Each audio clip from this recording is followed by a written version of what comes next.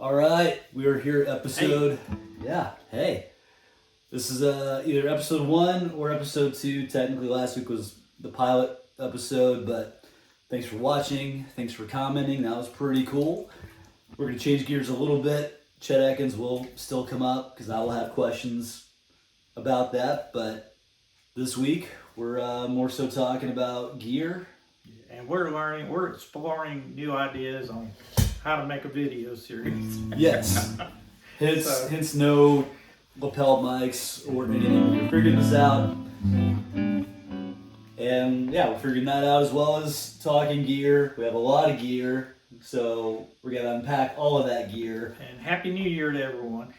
And we just thought, Lee came up with the idea of just maybe talking about this guitar, which is a recent guitar I just bought. It's a Yamaha RevStar. It's it's not the one made in Japan. It's the one made in Indonesia. I think it's around the $900 range, something like that. What made you get this guitar in particular? Because there's a certain guy that plays that guitar. Yeah, one of my new guitar heroes, the very young kid, Matteo Macuso, I think that's his name. He's from Italy. If you just on the YouTube world, if you just say Matteo, everyone knows exactly. Matteo. But he's played with everybody. He plays with his fingers. He plays like a bass player. Yeah, he kind of has a technique, he uses rest strokes and free strokes like a classical player. Well, I've seen him do the two fingers like a bass player. That's what. Yeah, he looks like a bass player when he's playing. Yeah, but he's all over the place. But if you're a guitar guy, I'm nothing like him. So but I've always loved Yamaha guitars anyway, and that's about all he plays. He's got several different Yamahas. Is he sponsored? Surely he's sponsored by him at this point, or does he have a signature? Is. I have no idea if he's. I'm sure he does. Yeah. But in the guitar world, if you're watching this, you already know who Matteo is. But, this one, I'm not sponsored. I bought this guitar. But why playability? What do you like? What can you do on this guy? Well, it's got a kind of a nice neck on it. It's not a thin neck, but it's actually a 3-piece neck, and it's actually got some of those other things that they put in a neck to make it stronger too.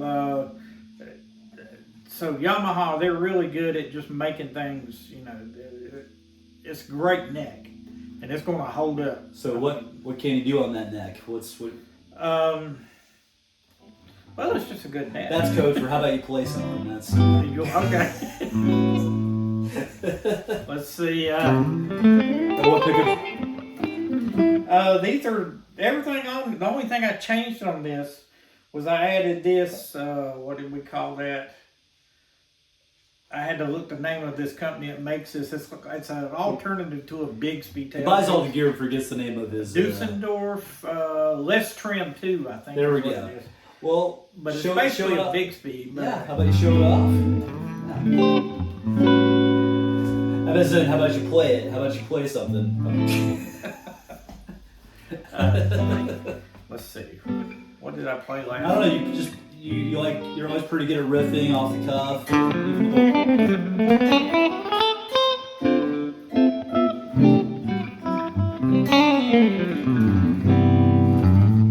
See, this is stuff you can just play off the cuff. I mean, I know you have patterns, but.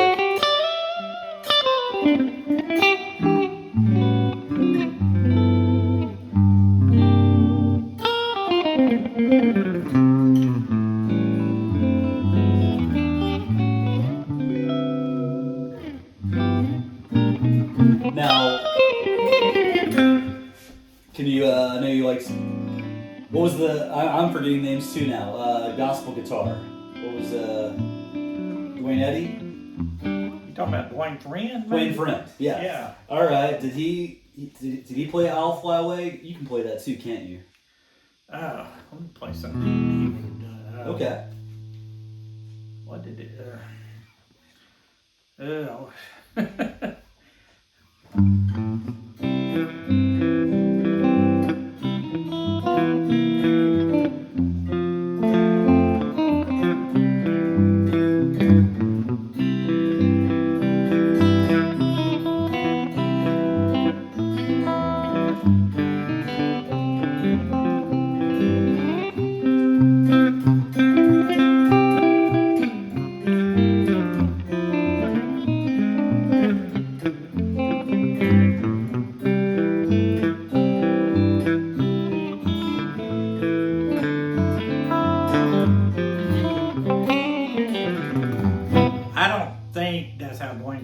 to be honest with you, but I think you could fool everybody here that it sounded pretty I okay. just played I'll Fly Away and See, and And you probably played that off the cuff, didn't you? yeah, that's just all off the top of my head.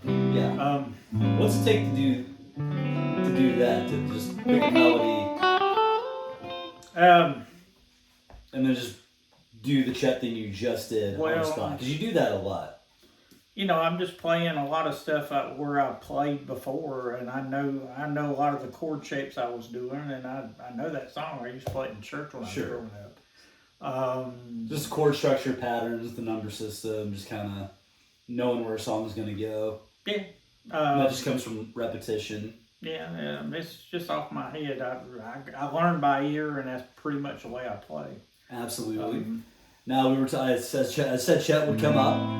What's something that Chet does better than anybody else? Obviously, the thumb picking and finger style was revolutionary the way he did it. But what's the thing he does that's kind of better than anybody else? I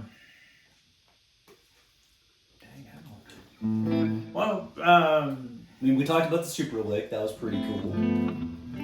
Is there something else signature that he does in on his tracks? Or what does he do better than anybody else? Well, I don't know. I wish I'd known you was going to ask me that. Well, I know when he plays Wish Upon a Star, he does, and I'm trying to think of this technique. And I used to think it was a tremolo. Okay. When he goes to...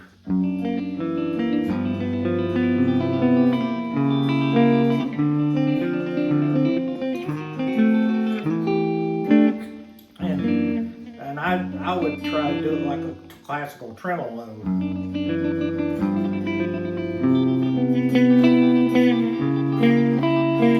For years I thought that's what he was doing, but he is actually doing something more.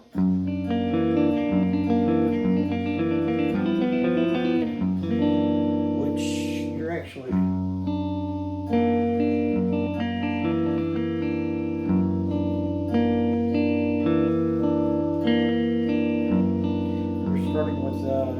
play the bass note, then you play A on the second string, and then I on the third string, and M on the second string again. Okay. And for classical guitar technique, that's P-I-M-A, that's your thumb, finger, middle finger. Yeah, that's P-I-M-A, that's your fingers right in. But you figured, no, you're fine. You figured that out by ear. See that you finally got it, or did you watch? Because you told me Wish Upon a Star when you learned it. Yeah, I did. At some point, I can't remember exactly. I learned that years ago, probably when I was in my early 20s. Now, I was playing Wish Upon a Star when I was 15 and 16, but I didn't have it all right back then. I didn't have any tab for that. At that part right there, I was just doing like a tremolo, which wasn't what Chet was playing. I think you told me you watched a video of him teaching it, and it was pretty much how you learned it by ear. Was that? Maybe that was. I think that's what. Yeah. I don't think I figured that out by myself. Well, you do a pretty good arrangement of it. Is that something you'd want to play right now?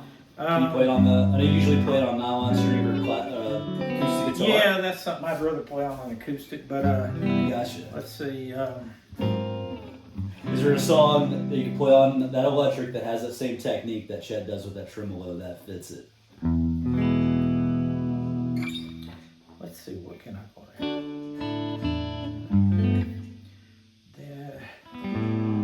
Are we going to open G tuning? Let me try a different tuning. Okay. I'll try to do Old Rugged Cross on there this. We go, Old Rugged Cross. Because I use that technique on there, on my arrangement of that thing. I can still do it. I think you I don't know what it's going to be like on this electric. I think it's going to sound good. This is this is an arrangement that you did back a long time ago. You won a few guitar contests with it, and it is on the CD that you made back in 2003, 2004. Yeah. So this is your arrangement of Old Rugged Cross. I'm actually excited to hear this. So it'll sound good on. I think it'll sound good on an electric. Okay, So, we'll see. yeah.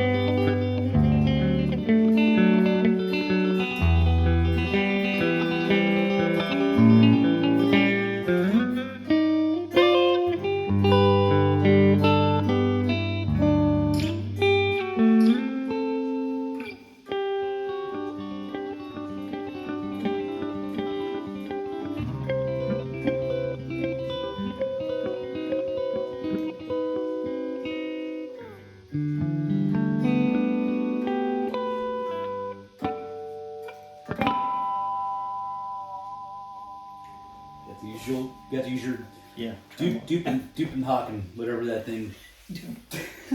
I think it's a Dusseldorf trimless too or something. Well, they make guitars too, don't they? Yeah, they make guitars. Really good guitars, actually. What's great about that is that a guitar like a Les Paul or a 335 guitar that has this type bridge with the bolts in it, they'll give you this kit where you can replace this, and then it comes with the trim arm, and you don't have to modify the guitar. You don't have to put screws or anything like that in it, and you can turn it, you can take it off and take it back to the original state without doing any damage to it at all.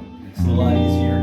And the amp mod we're using today is THU overloud, so we're not even really using a real amp right now.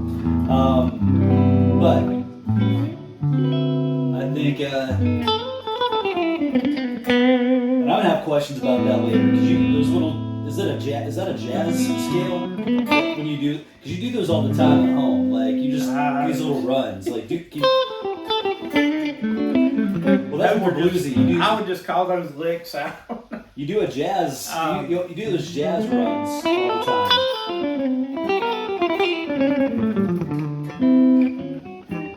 You come up with that? Is that yours? I don't.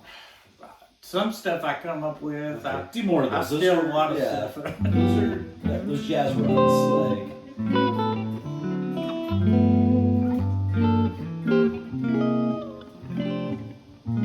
Can you do that jazz scale one more time?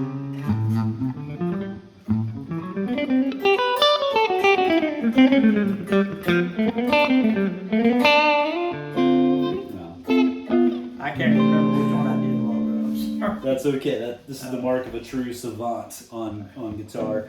So next go that far.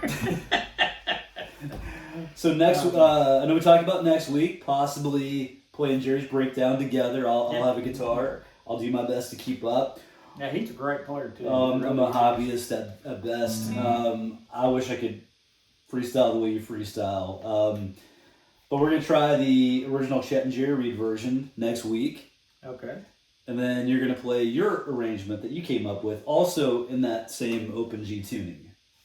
Yeah, in the tuning. I mean, that's also a signature thing. In the Chet Atkins community, the Chet Atkins Appreciation Society, Kentucky Thumb Pickers Club, all of those places with the guitar players that you have that community with, that's kind of something you're known for. You're known for a lot of complex arrangements people hadn't thought of doing them the way you do them, especially Jerry's Breakdown. We're going to go into that next week, but if you're enjoying this, like and subscribe. And I appreciated the comments that you guys had last week, and you responded to a few of them. That was pretty cool to see. But I don't even know what we're calling this show yet. But I don't either. Either way, thanks for watching. We'll see you next week.